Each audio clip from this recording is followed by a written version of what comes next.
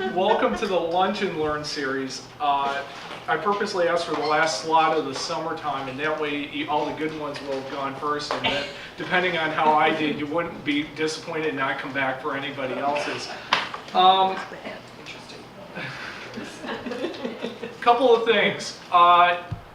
Caveat for you all, this is the first time I've ever done a solo presentation, which means A, I'm nervous, B, I know a normal format around here is to allow input while this is going on. Frankly, I just want to get through this in one piece, so I'm going to allow questions at the end.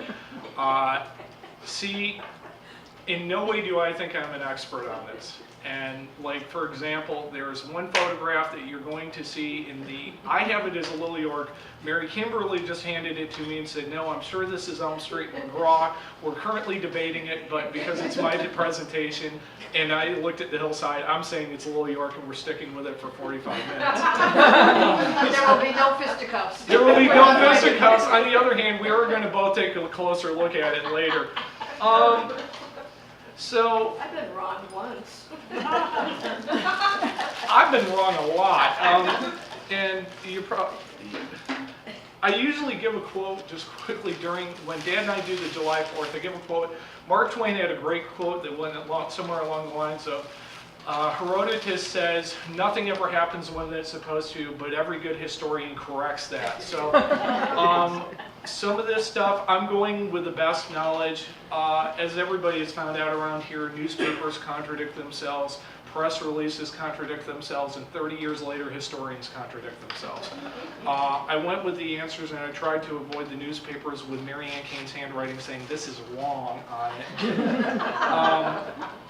For those of you who don't know me, for the 5 people in the room who don't, my name is Chip Jermy. I am at this point, I like to think of myself as a professional historian. I was co-historian of the village of Homer for 5 years with my father. Been involved with the Living History Center and the Homeville Museum for the past 9 years, and have been involved both with the Historical Society here and with Glen Haven Historical for my entire life. I want to thank Mindy and Tabitha for helping me with this. A lot of the stuff you see here, most of the information, vast majority at least, is from the Historical Society's archives.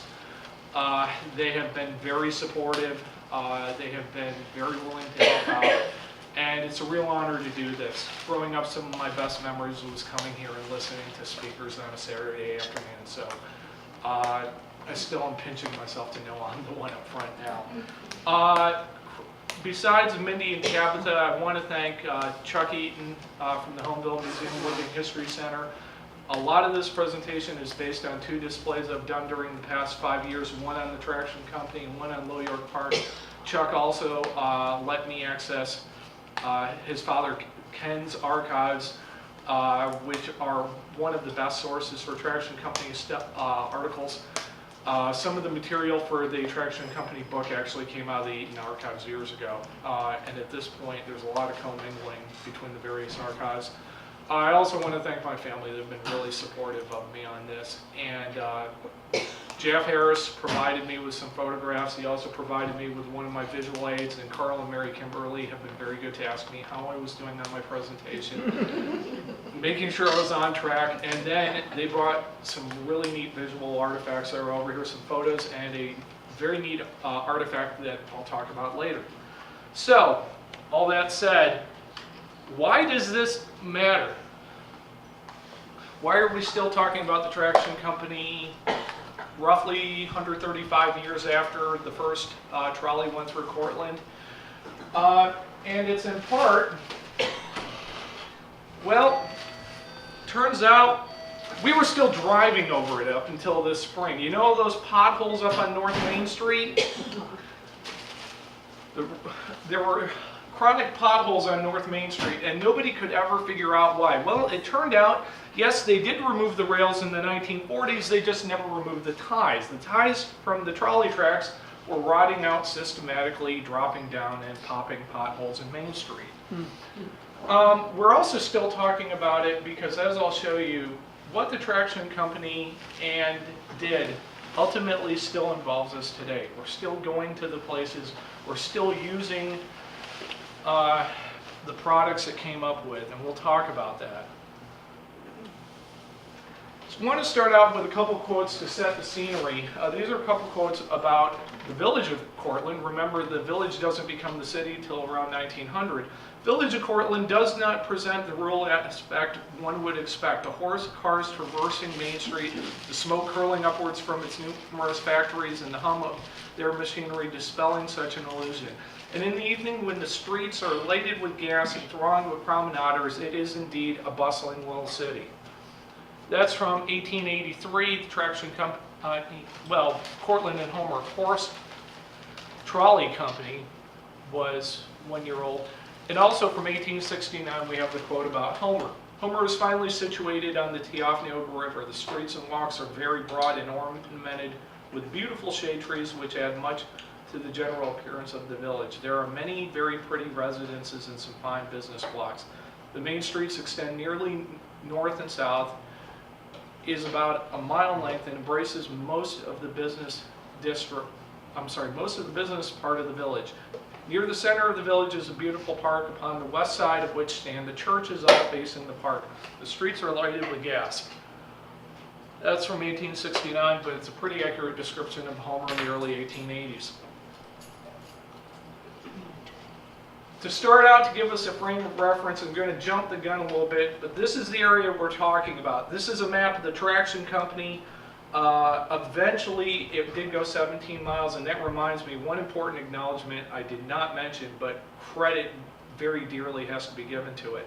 The best single source reference for Cortland Traction Company history is Richard Palmer and Sheldon King's book. It is a great read. It is a very easy read. It's come out in several editions. Each edition is somewhat different. A lot of the material that it's a great first stop. I used it as the basis for both displays as a springboard to go out and research from there. A lot of the items, including the maps I'm going to show you, are maps that I believe Sheldon King's father did for the book. And so I just want to give credit where credit is due on that. Definitely a great read.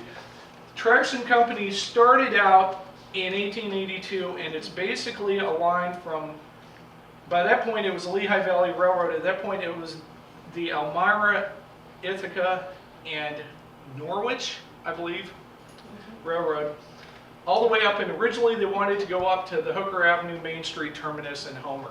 Eventually it would go up to Preble on the north end and over to McGrawville, out now what we consider the Interstate 81 valley south of the city. Connect through the city, provide a lot of very important transportation. This is the first traction company barn. It was actually built 4 years after the first horse car ran, but these are the first traction cars. Electricity would not come till the second decade of the traction company. There had been omnibuses running, stages running for decades in the city and the village.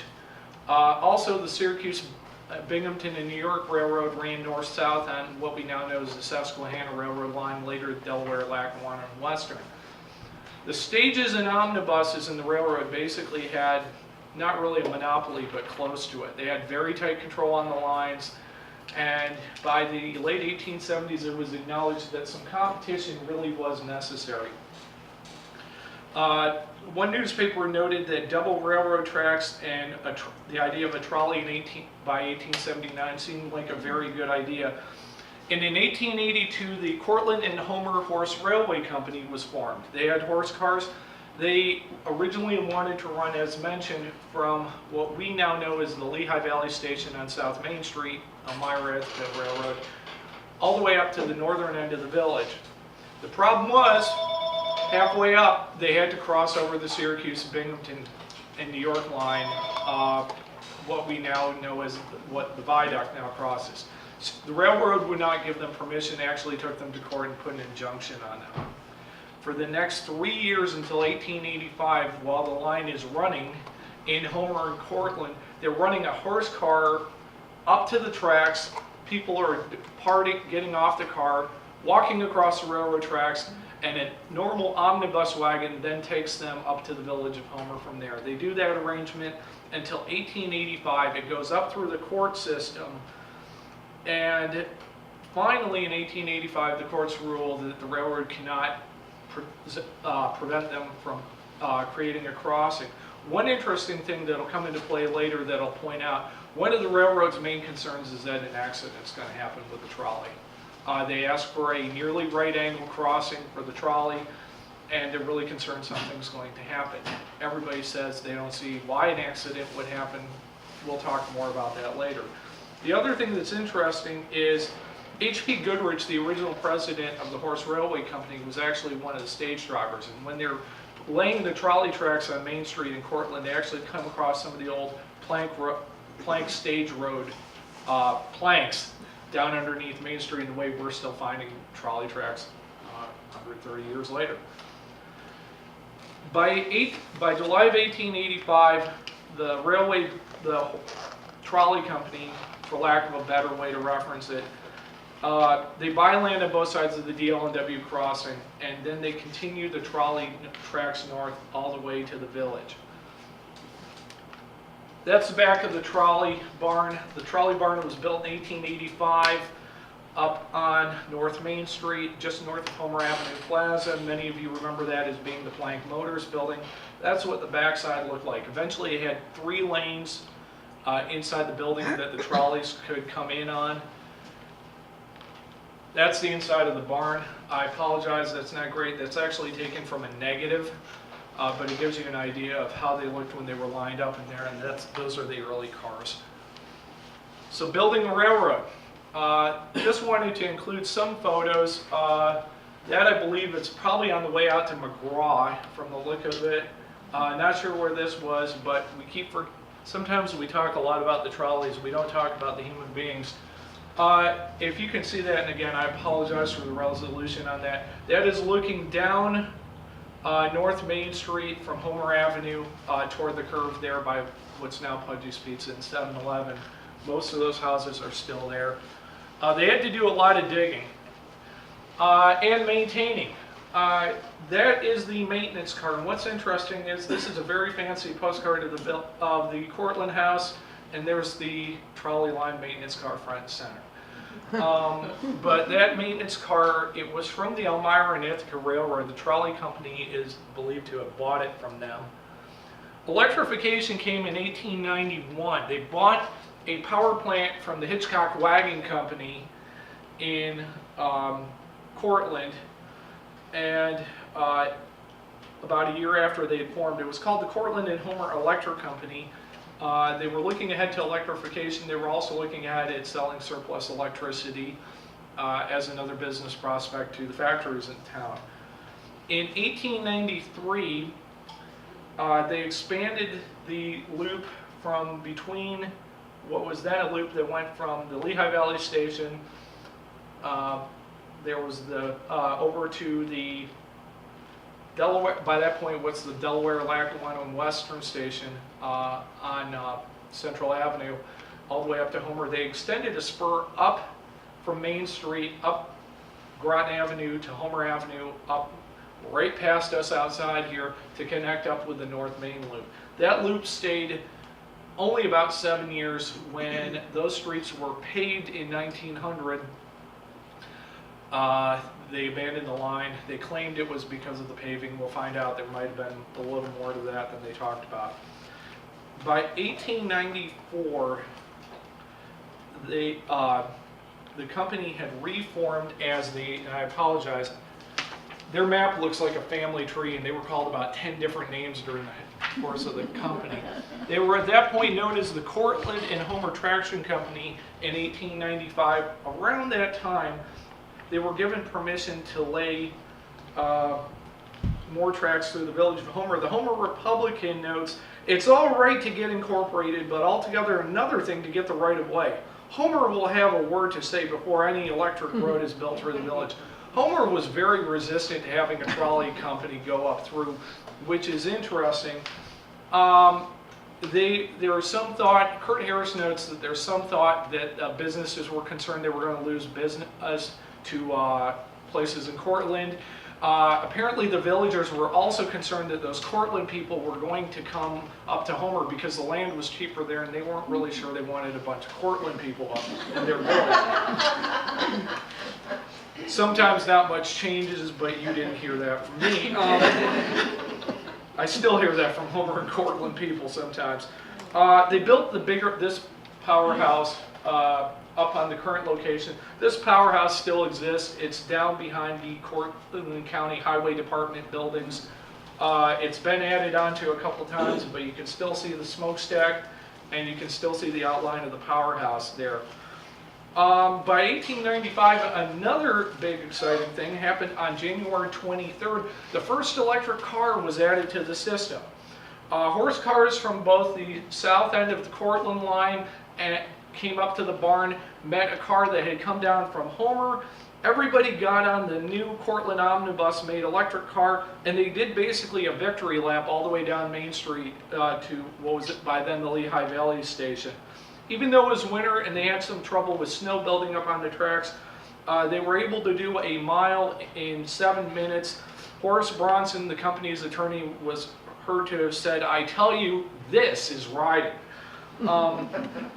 First two houses from the Cortland Electric Company that ever had power were reported to have been the residence of William Kelsey on Church Street, which I tried looking it up in the directory. I believe it's on North Church. Kelsey apparently was a furniture manufacturer from who lived in Cortland, worked in Syracuse. By 1898, he had retired. The second house was the Duffy residence on 80 Port Watson Street, which is in the block between Greenbush and Pendleton. Hugh Duffy was the vice president and superintendent over at the Cortland Wagon Company. Edwin was an attorney, and Grace worked at the normal school. Those are the first two houses in the city to get power. Now, another great idea happened in 1895, and that was they decided to build a trolley park. So what's a trolley park? Trolley parks were generally parks that a traction company, a trolley company would come up with, put them at the end of their line to allow more business for the trolley company, also provide residences with places to go, parks, most trolley parks were amusement parks. Examples are Coney Island, Kennywood, Seabreeze is a trolley park. Most of them, though, unlike what we saw here in Cortland, though, had amusement rides. The two trolley parks the traction company ran never had any amusement rides in it. In 1895, they bought land up on top of Salisbury Hill, which is the hillside across the river, Tiofneoga River at River Street.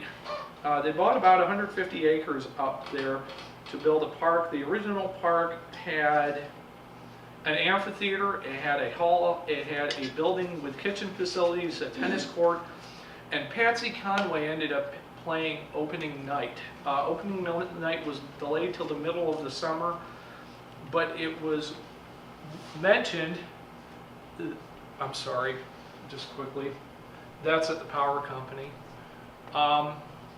It is mentioned that there was such a rush on opening night that they had to divert the trolley from Homer, which left all the Homer people stranded. But there was basically a mad rush. The city was thronged with people trying to get into the park. The park was packed out for days afterwards. It's mentioned that a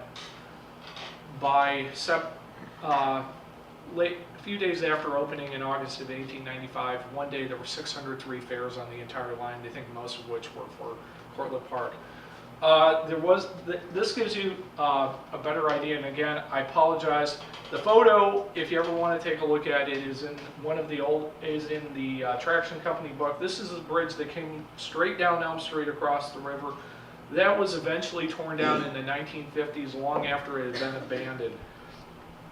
The other big thing that happened a few months later, now that they have this outpost on the other side of the Tiofneoga River, was the announcement of the line to McGraw. And that's a big deal because McGraw, up until that point, didn't have railroad access, and it really put a clamp on how much commercial goods they could transport.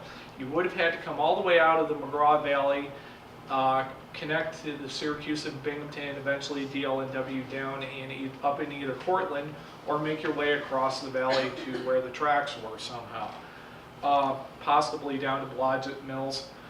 The traction company worked with the businesses in McGraw to run a line all the way down Route 11 Valley, around the corner, and up into McGraw. And what's interesting is, unlike Homer that kicked and screamed for their trolley line, Homer, by the way, gave a traction company 2 stipulations. You have to widen the North Main Street Bridge, and if we ever decide to pave the street, you got to pave up through the middle of the tracks. McGraw, on the other hand, did everything in their power to get rights of way, get people to make arrangements so that they could run the trolley line across their property. Really went out of their way to do stuff. Okay. What? I said, well, we did one thing right. You guys did a lot of stuff right. You made Homer look bad, I'll tell you.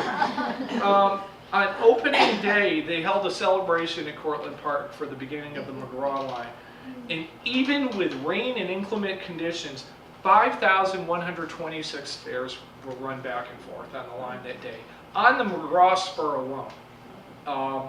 It was packed out. One bystander said, we had to stand in the rain all day, and if they had blown us off, that would have been one thing, but this is totally worth it. It really opens up McGraw to a lot of commercial activity and connects them in with the railroad. The other cool thing about the Cortland Park was there was a bear there. The bear was kept in the park in a cage during the summertime, and in the wintertime, it stayed down in the traction company barn in a cage. It was fed scraps from the Cortland house, and there was one incident where when they were transporting the bear from its cage in the traction company barn to a wagon to head up to Cortland Park, it got out and it ended up treeing 2 employees of the traction company in the rafters of the barn. They had to climb out. They went somehow, somewhere, and got some ether on a cloth and basically dangled the ether on the cloth down until the bear kicked off and they were able to load him on without incident.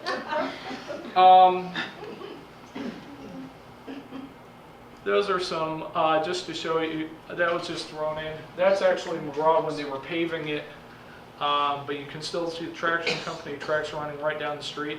This is the McGraw line between Long 11. That house no longer looks anything good as that, which is very sad. That's up near the Port Watson Street Bridge.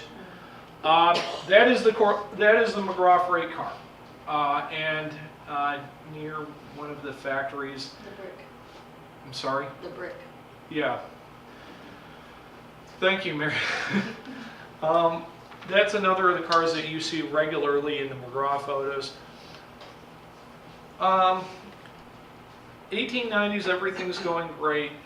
And remember what I said about the railroad having concerns in 1883 about there being an accident on that grade crossing between Homer and Cortland? This is what the crossing looked like until 1921. There wasn't a bridge there. You can see it's at a right angle.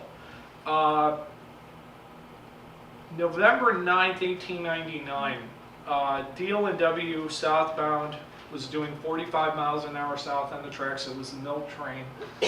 Also southbound was car 20 being from the traction company being driven by Olney Chrysler.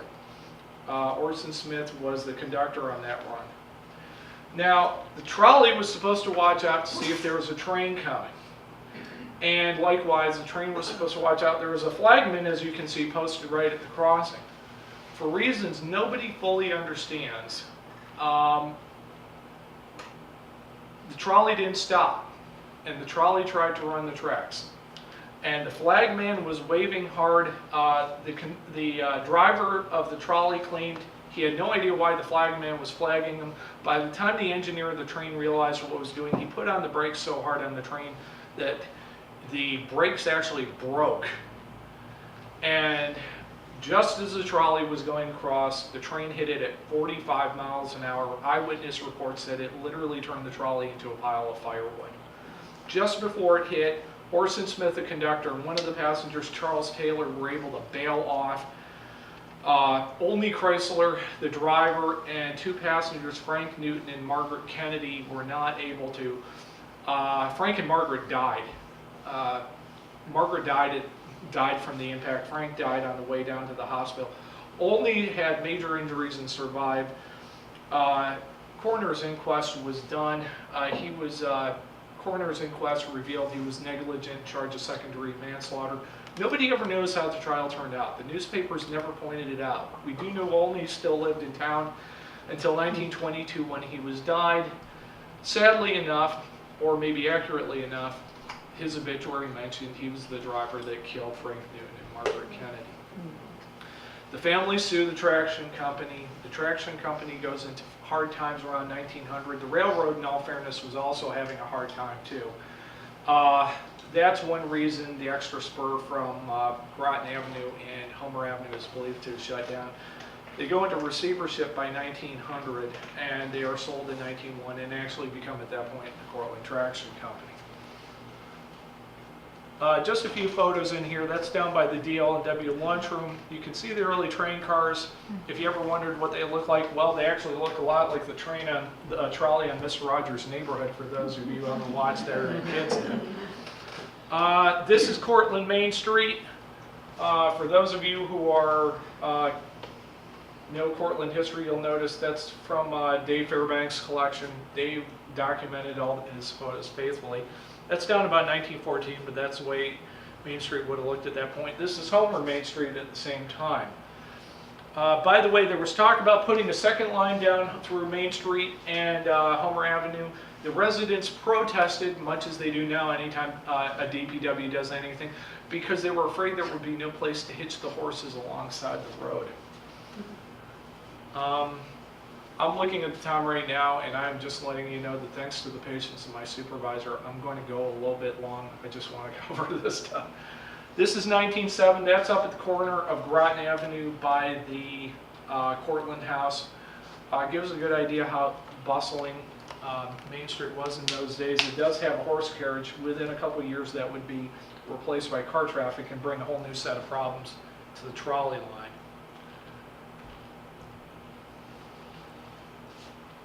1903, there's the newspapers report there's discussion to add a line from Hooker Avenue all the way up to Little York. And in 1904, the traction company furthers that and puts it a little more in concrete by acquiring land at the head of Little York Lake between what's known as Big Lake and Lower Lake, and they green light the line to connect Hooker Avenue to Little York Park.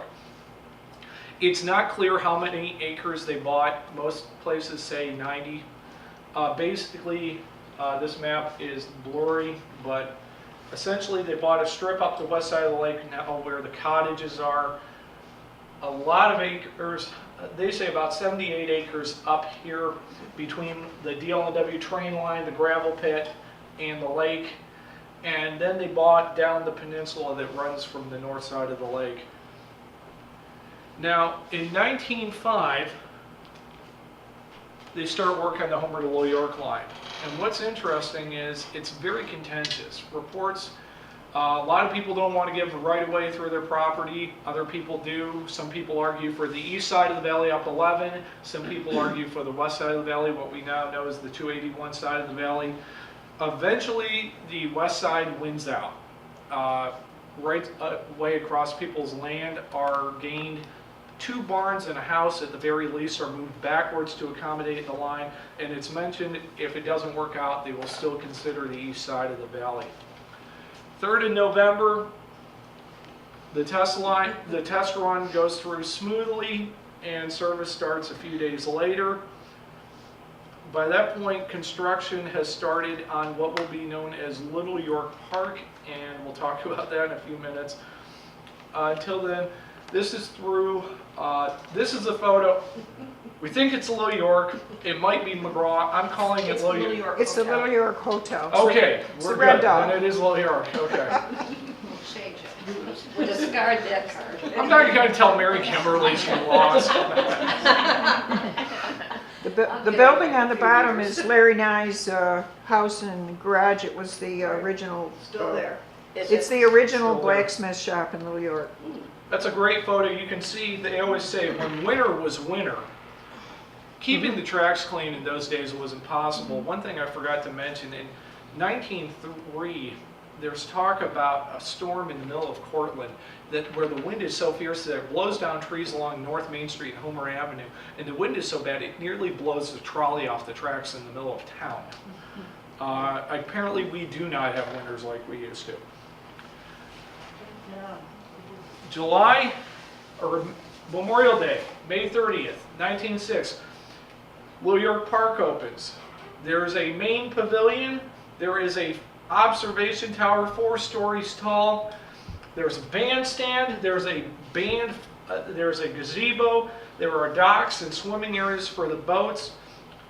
Between 4,000 and 6,000 people make their way to the park on Memorial Day. It is reported that there are 52 livery boats and 4 launches. 4 launches charge 10 cents per ride, and Dr. Santee's is considered the largest of the launches. It carries 445 people alone during the day. Overall, 1,000 boat rides on the lake are given. They said that at any given time, all 52 boats were out on the lake. If you can imagine that tiny little lake with 52, even if it's rowboats, that's that's what I was just thinking. You probably walk across the lake at that point.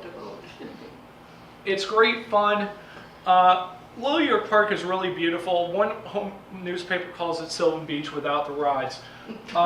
Later that year, you'll notice this building. That's a warming building that is added in December of 1906 to accommodate skaters. What's interesting is the park is designed, the main pavilion was designed with the ability to be heated so that they could use it year-round. So it's not just a summer facility. Also, the main pavilion up at New York is built with wood salvaged from the main buildings at Cortland Park.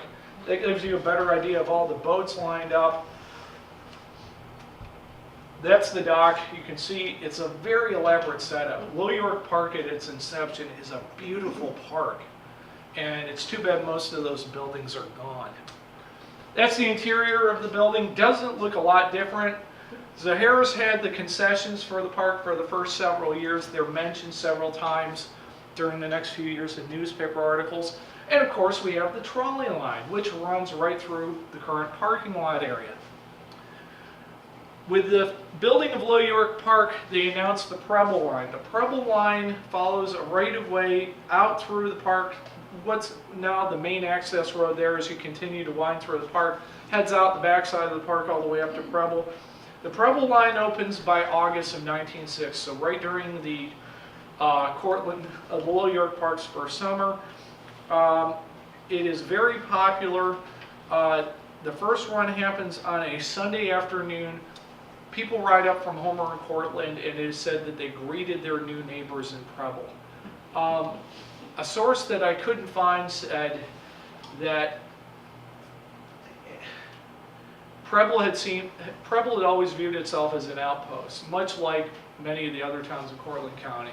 And with the coming of the trolley line, which then connects them to the city, and even to Homer itself, they feel a lot more connected. They feel like they're a part of the county. The other good thing is, with the coming of the trolley, it means that the students from Preble now have a way to get to Homer School. And as Homer centralizes, it gives the kids, at one point in the late 20s, 20 high school students and 40 elementary school students from New York and Preble were riding in every day on the trolley to Homer schools. The Preble people on that opening day in 1906 are given a free ride all the way into Cortland and with a stop back at New York Park to inspect the grounds. Great Sunday afternoon had by all.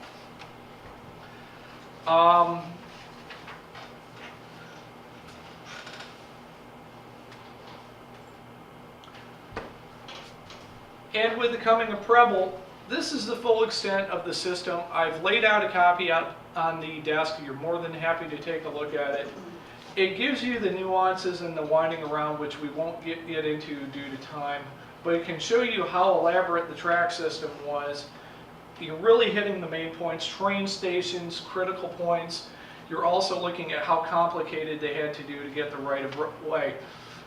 Now, if you'll notice here, this is the Preble line. It goes through the park and up, and it follows, curiously, a road that, when it went through in 1906, didn't exist. And if you'll notice, the photo over here some of those houses look really familiar. You've driven past them, but at that point there was just a grassy field through several buildings on the Preble Crossing Road.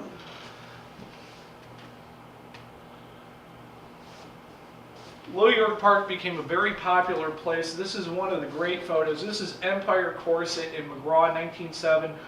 There are 6 cars, and they took 612 people from McGraw up to Little York Park for a picnic, and that's what it would look like when they were getting off. I would also point out one of the big things promoted about the park were the lights, and you can see the roof outlined in lights. And that was a big deal. The electrification of the park, especially when most areas in the towns themselves were not even electrified yet. People would enjoy boating during the day. Another great event that the trolley played a huge part in was the Cortland County Fair.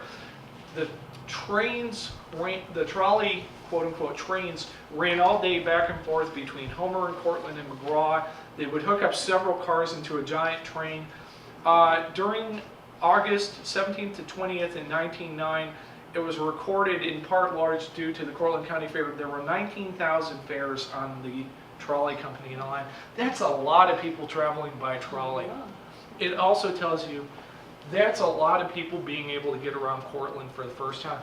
It's only taking about 15 minutes between Homer and Cortland, maybe 20-25 minutes up the valley to Little York and Preble. It's still long by our consideration, but if you consider that trolley company eventually had 17 miles of tracks, if you walked from Homer up to Preble, it would take you about 3 hours. Wagon's not going to be a lot faster. Being able to jump on a trolley and get down the line is huge. Power companies gaining ground by this point. What's interesting when you go through books like Grips in the Cortland County Industrial Editions, they don't spend a lot of time talking about the traction company. For that matter, the traction company doesn't spend a lot of time talking about the trolley. What they're pushing is Little York Park, and most of all, power. They're furnishing power to manufacturing plants, are also furnishing power to your houses. And with electrification coming, that is a huge part of their business. The trolley company peaks in the teens.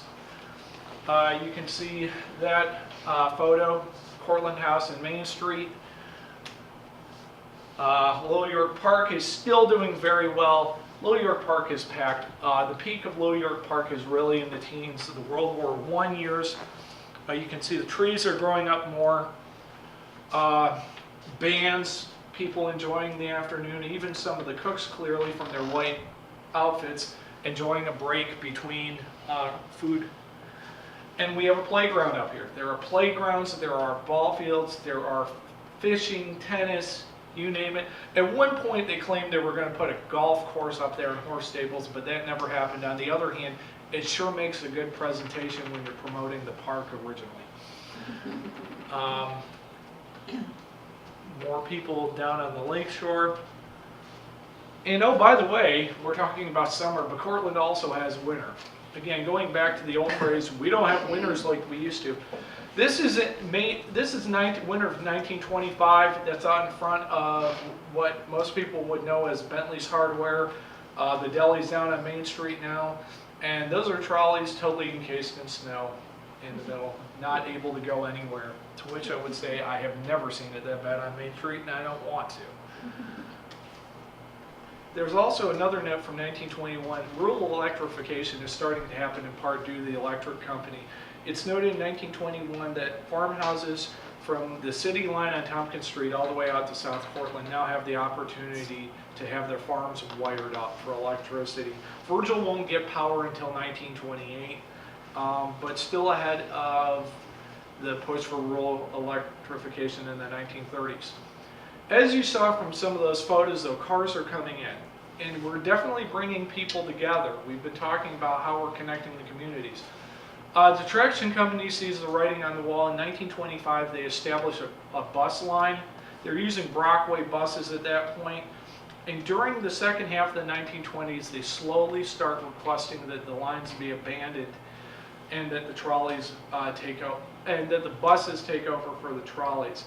First bus service in Cortland comes on April 21st in 1926. And other parts of the trolley the traction company slowly start to show maybe they're a little older than they thought. That's a photo from the late 20s or early 30s. And the park is definitely starting to show its wear. If you'll notice, there are no upper railings.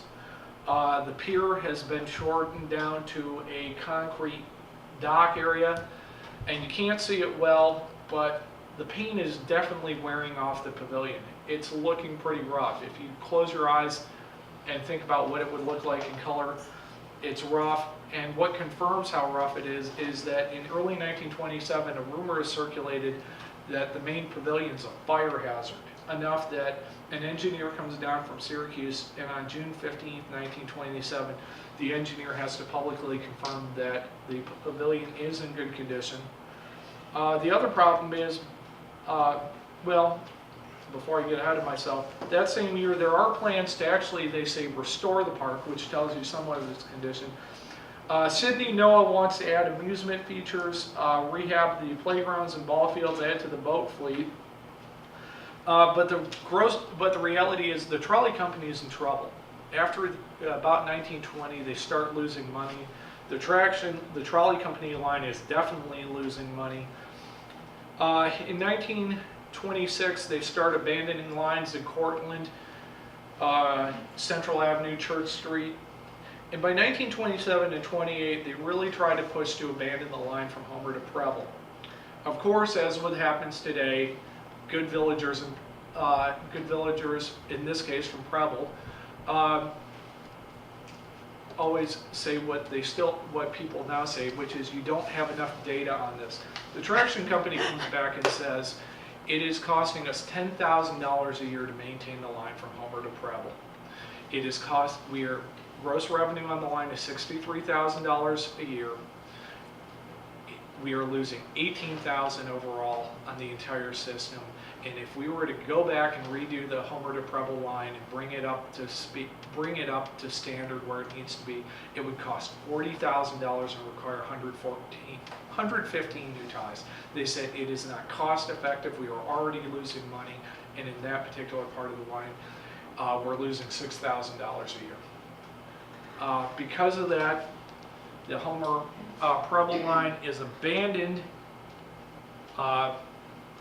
Winter shots, by the way, in the wintertime. They had a Dickens of the time trying to keep this rails clean. By 1929, school children, they abandoned the line to passenger traffic in February of 29. The last school children ride the trolley to Cortland or to Homer on April 1st. For the rest of the school year, and from then forward, they're bussed in.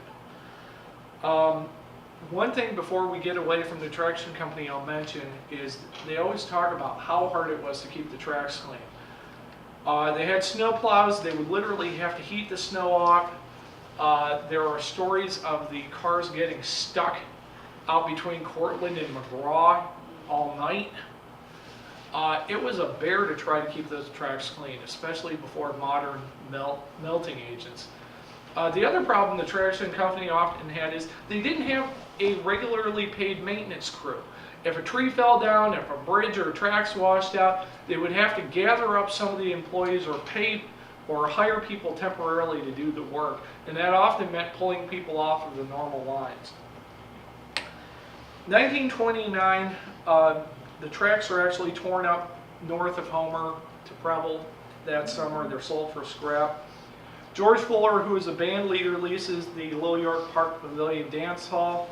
The buildings are redecorated. The roads widened a little bit into the park, but it's really the end. The traction company requests that they be allowed to abandon the line to McGraw. They start bus service. This is the Brockway bus, and who did you tell me this was? It was a trolley company operator who later eventually became a garbage. Could have been Buck Towsley. It's Buck Towsley.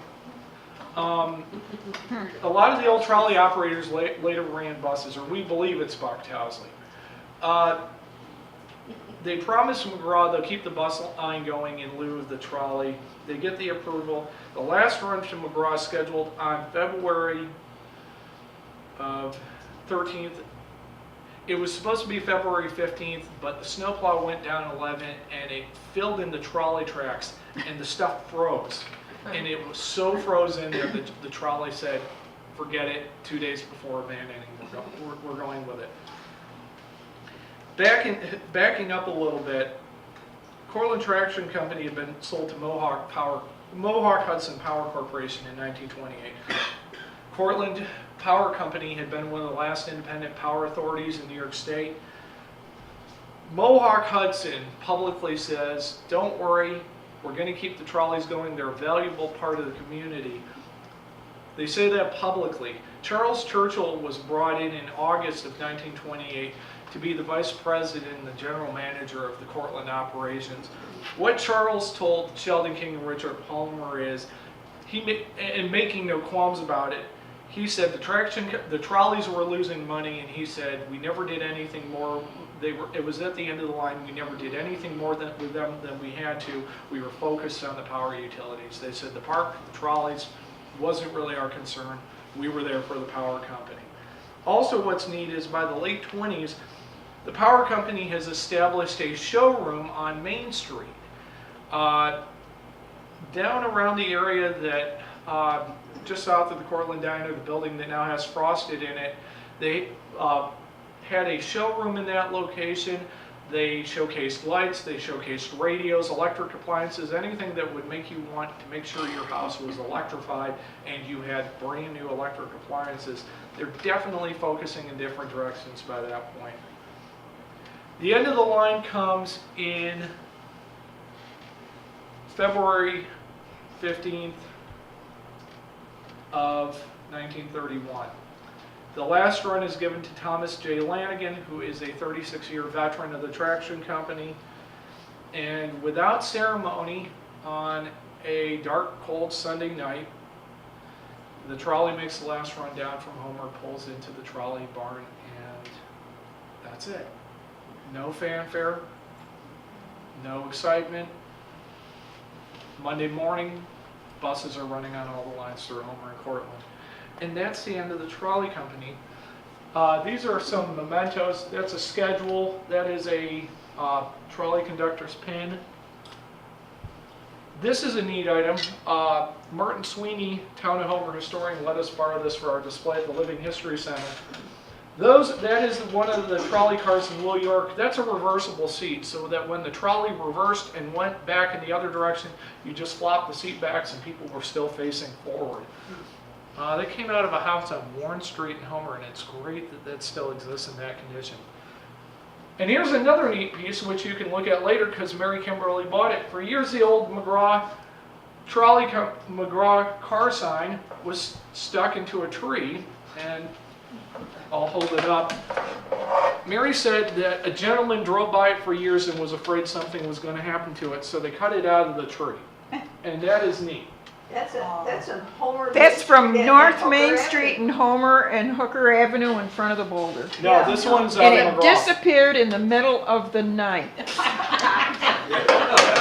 Either way, it's You neat, can and check I'm with Mr. sticking to my Bean. story. All right. There was a run on old trolley cars, though. The traction company hadn't seen the end of it yet. People wanted them for beauty. Somebody wanted one for a beauty salon. I don't know. This one ended up, this is the Preble car. This ended up on Song Lake as a camp. By 1990, all that was left was the bell. One of them ended up in the waterworks as a warming station when ice skating was allowed. For those of you who remember that, what? Yes. The Cold Brook Road, the Nita Hoffer Zone 1 that's down off the road that they've added to, repaired, fixed, embellished. I got a photo of that actually. Yeah, nice. For those of you who have never seen a photo of the warming station in the waterworks, it was on a Cortland Historical Society calendar in the early 90s about forgotten Cortland, and I wish I'd been able to find that photo. It'll probably surface in 2 weeks, watch. This is what happened to most of them. That was one of the old trolleys. It was used as a storage shed up at 211 Tompkins Street, where the Kingston Barber Shop is now. That's what most of them ended up looking like. Most of them rotted apart, were incorporated into other buildings. I'll show you a picture of what we just talked about. There's one still left. I'll show pictures of that later. Park's falling apart at that point. Its weeds are growing up, and the problem is there's nowhere for anyone in Homer and Cortland to go. The Pomona Greens here in Cortland and the Homer Town Board note that people have to go long distances now for company picnics, fraternal organizations. They have to go all the way to Ithaca and Syracuse. The current networks of parks we now appreciate in Homer and Cortland really isn't there yet. And we don't realize what it's like because we've never had to do without that. There's always a park we can go to. They didn't have any. In 1938, the Little York Garden Club starts lobbying the Cortland County Board of Supervisors to purchase the park. This is a map done in the 1940s, and I'll mention it in a minute. By that point, the Post Standard mentions that most of the buildings have been torn down up at the park. The only thing left is the main pavilion, a smaller pavilion on the north side of the park, the ball field, the boat launch, and a short concrete pier. Everything else is gone or is in really decrepit shape. The Garden Club really pushes the county to buy the park. What they use as an incentive to make the project more appealing for the county is they remind them that if you buy the park, you get the right of way the trolley company ran to Preble. And that would be really great for that new 281 project you talked about. Remember, 281 is not paved until 1938 through Homer. And they're still developing it up farther in the valley. So they say, buy us the park, you get the right of way. Come on, guys, think about this. Don't even have to worry about rights, it's already there. And even with that, the county fights, people in the county bicker violently all year. And it is contested. People in the south end of the county, need to remember they're coming out of the Depression. Things still aren't great. Why put $7,500 into this? What is it people always say? We don't have the money. They didn't have the money. It finally goes up for a vote in November of 1939. It passes by 7 votes, 4,188 to 4,181 votes. And even then, after that, it then has to go through bureaucracy for 3 more years. The WPA offers to develop the park, but that's turned down. The Cortland County Board of Supervisors actually doesn't formally approve the purchase until 1939. They pay $7,500 for the option to buy it. The New York State Parks Commission turns it down for New York State, and the $7,500, which people by that point realized it wasn't a purchase, it was the option to purchase. The option to purchase was getting ready to expire, so Little York Garden Club goes back into action, drives the Board of Supervisors nuts, so within days of them losing the option, they decide to finally purchase it. And so by 1941, they take ownership from what's then the Central New York Power Corporation, and do nothing with it for the next decade. But there is a war going on. The tracks are taken up formally through Homer and Cortland. Cortland in 1942. The rails are taken up out of Homer in 1945. They're sold for scrap for the war effort. And after the war starts, around 1940, well, after the war, the camp is used by the Boy Scouts during the 1940s. There's also some mention that the YMCA may have used it for a day camp. I don't know how good it was to use for a day camp, but I guess kids were a lot more rugged in those days than we are. The renovation and restoration of the park really becomes the vision and dream of William Dwyer, the head of the County Highway Department. And it's his dream to get the park back open. The county has money under a post-war development fund that they've been saving away for years. It costs about $50,000 to bring the park up to speed. They restore everything, they clean it up, they add new bathroom facilities on the back of the main pavilion. And finally, in 1952, as you can see from some of these photos, the park is cleaned up and opened. Pavilion's back to normal, it's looking good. Trees are cleared out, the grass is getting mowed. And in the early 1950s, if you went to Little York Park, that's what you were looking at. Now, what's neat for younger people in the audience, such as me, this shows you how wide the park went. The park still went over to the railroad tracks at this point because Interstate 81 hadn't gone through. But you can see how much they've cleaned it up, really turned it into a very nice area that the county could be proud of. The county was especially proud of the fact that they did it without having to raise taxes, and they were able to allow free admission, which continues to this day. It's one of the few places, county parks, that doesn't charge admission of this sort.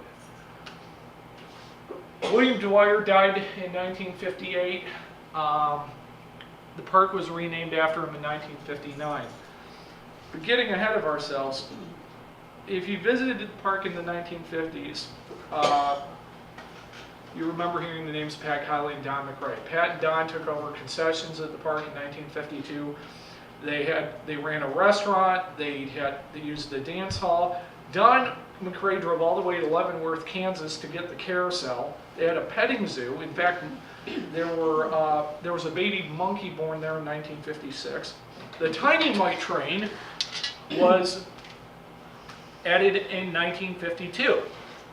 A lot of you will remember riding with it. Driven by Jared Dexter. Driven by Jared Dexter. The tracks were still there when I was a kid in the 80s. They've since disappeared. It's too bad. On the other hand, something less to trip over as a child in the park. The park was had another heyday. People were filling it. There were dances. There were bands. And with all those people came a little bit of trouble. July of '55, it's noted that there were drunken partiers, rowdiness, destructive vandalism, accusations of skinny dipping going on in the middle of the night. They did really get rowdy. There are reports that they destroyed the restrooms. There was vandalism going on. It got a little bit rough. And speaking of getting rough, in 1958, you know what's ironic this year is they did West Side Story up at Cortland Repertory Theater.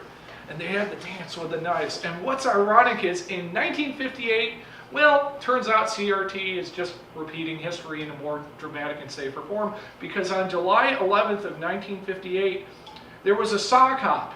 WNDR DJ Jolly Raleigh Fowler came down from Syracuse. Ithaca band Bobby and the Counts came up. That's Bobby Comstock Senior's band, if you're keeping count. And kids came in from Syracuse and Cortland and Ithaca, and around 10 o'clock at night, they all started riding. They had a ride. Well, not all of them. It's about 35. Apparently, the Syracuse kids started going after the Ithaca kids, and the Cortland kids noticed the Ithaca kids were outnumbered, so all the Cortland kids joined in with the Ithaca kids, and they had a brawl. One sheriff's deputy said he had never seen anything like it. Sheriffs couldn't control them. They called the 2 New York State troopers on duty who were out in Truxton making an arrest. By the time the troopers got there, the fight was broken up. Onondaga County Sheriff pulled over a car up in Nedrow that had bike chains and other weapons in it with a car full of teenagers. They busted them out. Very few arrests were made. Very few, only 1 or 2 convictions, at least in Cortland, ever held up. Although, on the other hand, it was noted in August of that year, Sergeant Coburn, some of you will remember George Coburn was running the New York State Troopers barracks at that point. By the way, we have George's uniform up at the Living History Center if you're ever up there. George reported the rumors were not true. They had not used tear gas. Only the troopers were certified to use it, and by the time the troopers got there, the fight had broken up anyway. I have heard stories there were actually zip guns and a lot bigger weapons than knives. There were hundreds of people involved. Well, It was again, certainly more than 35. the newspaper reported 35 again. Nobody, yeah, I've heard there were hundreds of people.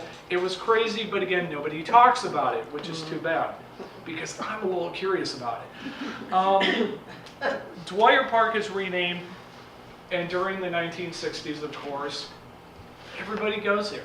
Brockway went in 1965 for a clam bake, packed the place out. They even had skydivers come in. That's a great photo. We don't have many photos of the 50s and 60s. If you know of any, please let the Historical Society know.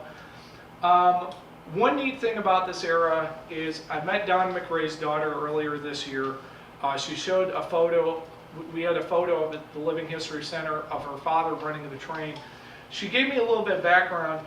Don and Pat ran the concessions up until the mid-60s. Pat and Don both had day jobs. And in Pat's case, his main employer finally told him in 1963, either run the park or work here, but we're not, you're not going to do both. You can't. Pat bailed out after 1963. He was unable to do 1964. Don's daughter said her father ran it, the concessions and the amusements in 1964 with a different partner, but the chemistry just wasn't there. So he sold the rights to the concessions to somebody else. Park's still growing great guns though. And I put the wrong slide in there, so I apologize. Within 20 years, the park has gone from being abandoned to, hey, there's a theater up there now. In 1971, David Yeaman and Dr. James Palmer, a soon Cortland professor, started a group called the Cortland Repertory Theater. The first season was announced in February of '72. It was going to go from June 29th to August 13th, feature Fiddler on the Roof, the Fantastics, You're a Good Man, Charlie Brown, Robin Hood, the Bremertown musicians. And what's interesting is for the first few years, if you'll remember, now they do 2 weeks of a single play. In those early years, they rotated through the plays on a nightly basis, or every few nights they do a different play. Makes it a lot harder for the performers. And such began a tradition of going up on an evening or an afternoon and hearing a play at the park. Famous alumnus include Holly Hunter, the Hollywood actor, who starred there as a teenager in the mid-'70s. She was in To Kill a Mockingbird, a few others. Stephen Bogardus and Joe Mantello, Broadway performers, are two of the other more famous performers. And some of you will recognize the photo of Ken Eaton. In 1973, the county started a July 4th Heritage Day, where they encouraged historians and craftspeople to come up and display. They had events going on in the park. Sterling Plank used to bring up his bike collection. That was always great to see some of those. Caning chairs and other activities took place. That went on for probably, I don't know, what, 25, 30 years? I can't remember when they finally stopped doing that. But it was a great day. It was a great thing to take your family up to. And life goes on. The pavilion was added to the National Historic Register in 1979. Shirley Heppel wrote a great article for the Cortland Standard announcing that. And the good thing about the National Historic Register designation, and also the arrival of CRT, never underestimate how much CRT has done to that pavilion. Because to keep open, every time the roof is needed to be repaired, they've pitched in money. So that the county has too, but every time the place needed a fire exit or a code upgrade, CRT's done it. And what that really has meant is, we don't do the Heritage Days up there. We don't do some of the other events up there. It's kept the pavilion intact. And not only does it provide a great revenue source for the county, provides a great thing to do here in the summer, great attraction to the park, but CRT is really responsible for keeping the pavilion restored. So what happened in the 20s and 30s that will never happen again. And so we really owe them a debt on that one. But sometimes moments aren't always bright. By the 60s, the bus line ran from the 30s through the 60s. Sterling Plank ran the bus line out of the old Trolley Barn, eventually gave it up in the mid-60s when it was no longer financially in good shape. Turned the Trolley Barn into a dealership. As Sterling Plank Sr. was quoted as saying at one point, we sold every basically dog of a car brand we could sell out there. We sold Nash's, we sold Fraser's, we sold, you name it, any brand that disappeared, they probably sold it at one point or another. Unfortunately, a plumber was thawing out a frozen pipe on July 11th, 1982, and caught the building on fire. And My slides are not in order, so hang with me on this one. The building actually flashed twice, which means it spontaneously exploded.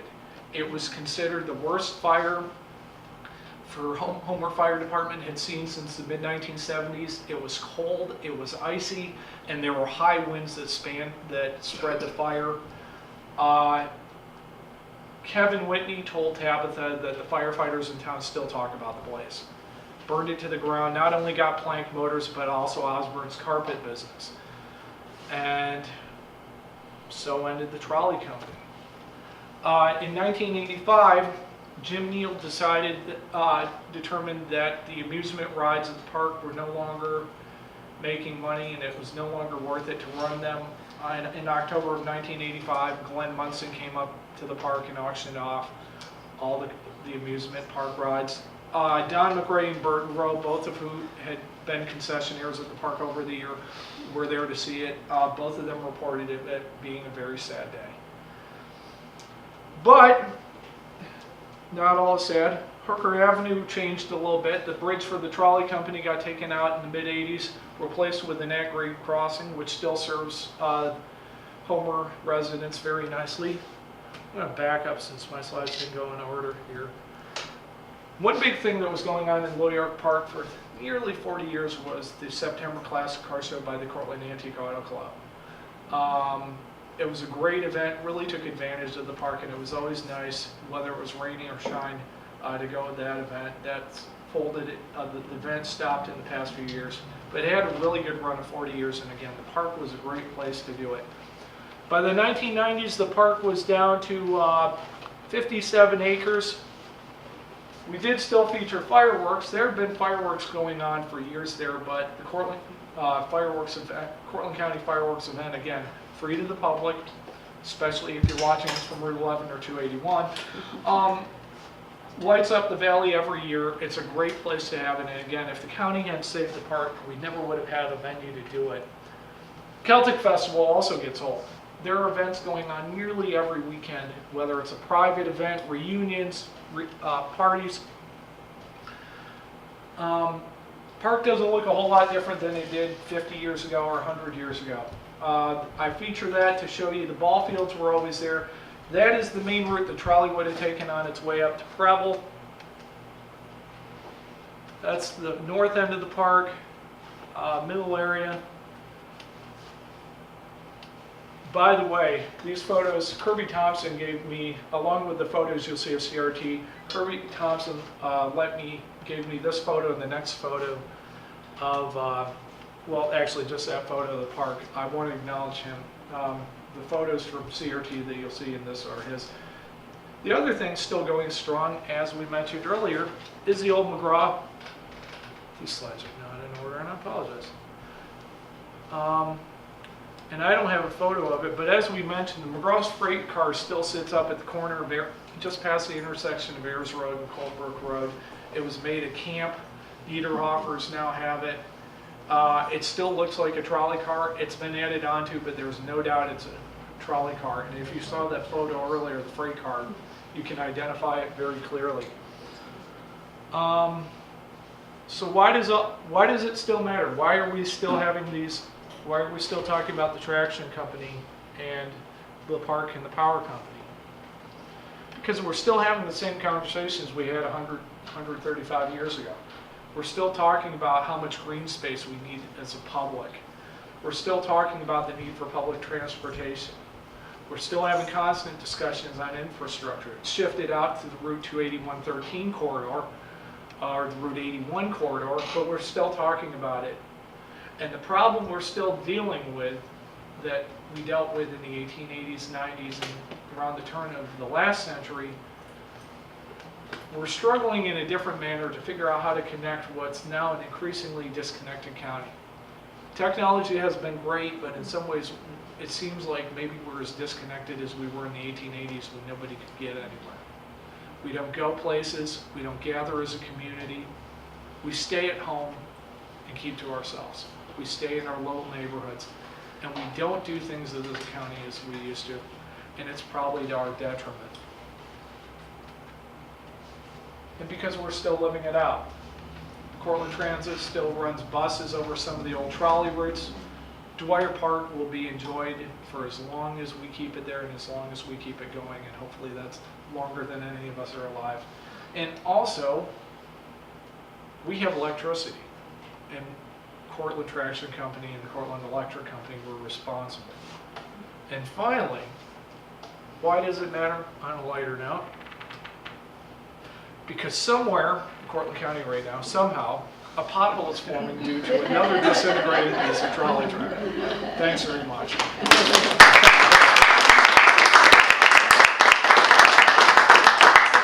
Any questions? Great. Thanks very much. You're an Oh, excellent. wait a minute, hold on, yes. The Cortland, they didn't make money at selling power either. No, they were making money. The power was, and I should have made that clear, and I apologize. The power very quickly became the revenue generator for the traction company. To the point where you could see 1910, 1914, they're really not talking about the trolleys anymore. They want to talk to you about the park, and more specifically, we can sell you power. Power has very little overhead. You have a generation plant that you're already using for the trolleys. It's there. By that point, it's paid off. It's free income. And the park's great. Park's a promotional item. Trolleys, everybody knows the trolleys. And by about 1919, 1920, they're losing money. And I didn't go into it in much detail, but any indication from the newspaper articles and the interviews in Richard Palmer's and Sheldon King's book, they can't wait to get rid of the trolleys. Trolleys are an outdated conveyance by that point. And were the buses successful or not? The buses were relatively successful for a few years, but Cortland and Homer by that point was just as it is now. We're a car community. There were lots of cars. One thing I didn't mention is by the teens and the 20s, the cars were driving the trolley operators nuts. There was one story of a car basically high beaming the trolley to the point where the trolley operator got so annoyed he got down off the trolley, grabbed the switch bar, and smashed the headlights out of the car. One version of the story has it unfortunately taking place right in front of the old Randall Bank building offices of the traction company, which may have led maybe to the end of his job, but the cars were a pain in the neck. I mentioned Thomas Lanigan, the conductor that did the last run. Somebody asked him when he did the last one, "So are you going to miss this?" And he unequivocally said, "No, not a chance." He said the winter times were miserable. Trying to operate over the rails in the wintertime, trying to keep them clear was just beyond frustrating. And he said, cars don't give us any respect. He said the issues with horses were bad enough, but they weren't that bad and you could overcome it. He said, drivers have no respect for us. They expect us to yield, especially in the wintertime, and it's not always easy to us. He said, I will not miss driving a trolley at all. He did go on to run buses, but he said he wasn't going to miss it. Any other questions, comments? Yes. I'd just like to know if there's anybody else here who has remembered riding on the trolley. I rode to Homer on it. Carl's mother rode it into Cortland, go to Cortland Normal. Wow. What were you doing, riding with Anna? You riding with Anna Hilton, were you? No, but I used to go from Cortland from the messenger house to Homer and get off at my aunt's house. And it was fun riding up over the overhead because it was a little hard to get up there. Fun going down the other side. Speaking of children riding on trolleys, one story I didn't mention that you'll have to read in the book is Frank Reese, who grew up on Tompkins Street in Cortland and actually had a very successful career as an engineer. He was a friend of my grandfather's growing up. Frank used to hang out at the traction company barn when he was a small child. And at one point, one of the trolley drivers let him hop on. He had to go up to the siding up in Low York to get the car they used, the brining car that they used to kill the weeds along the track.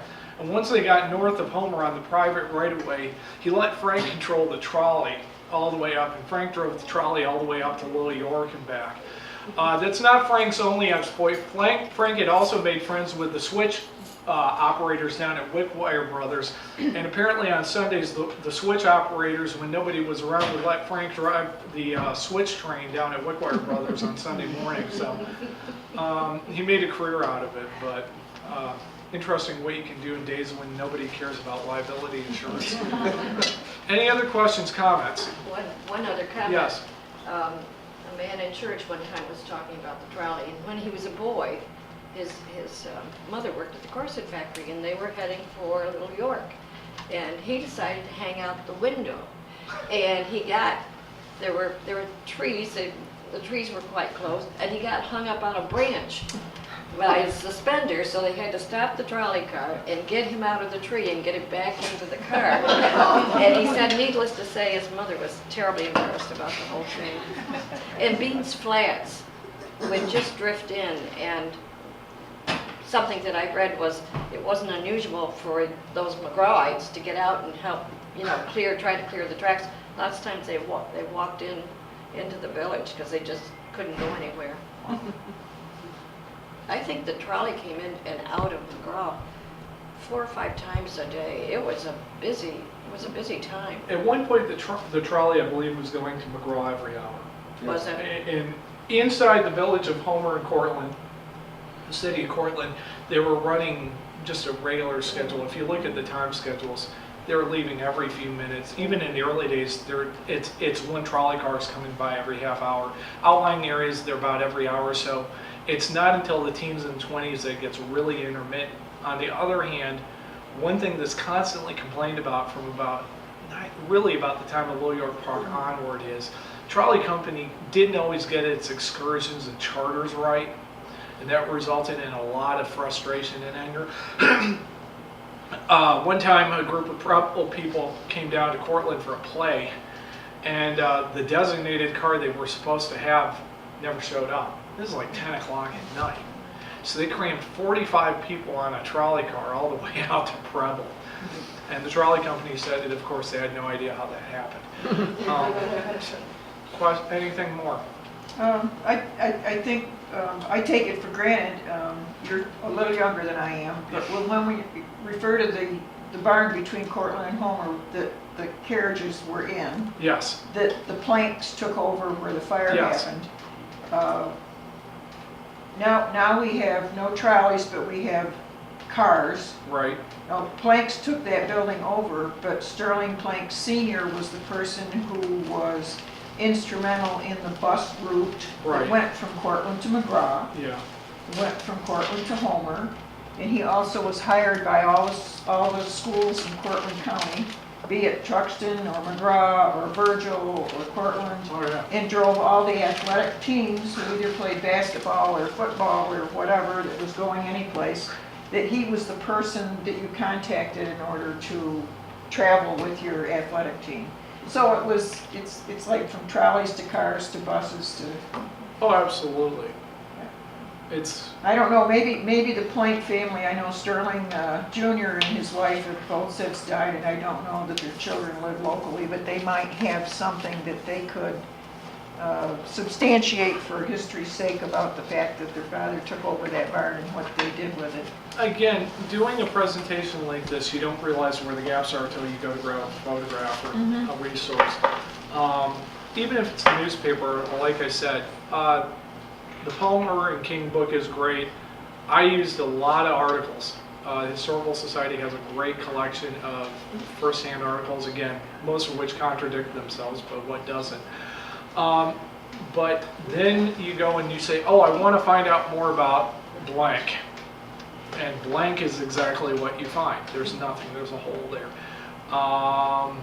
You had mentioned to me the photos from Little York in the 50s and 60s, none.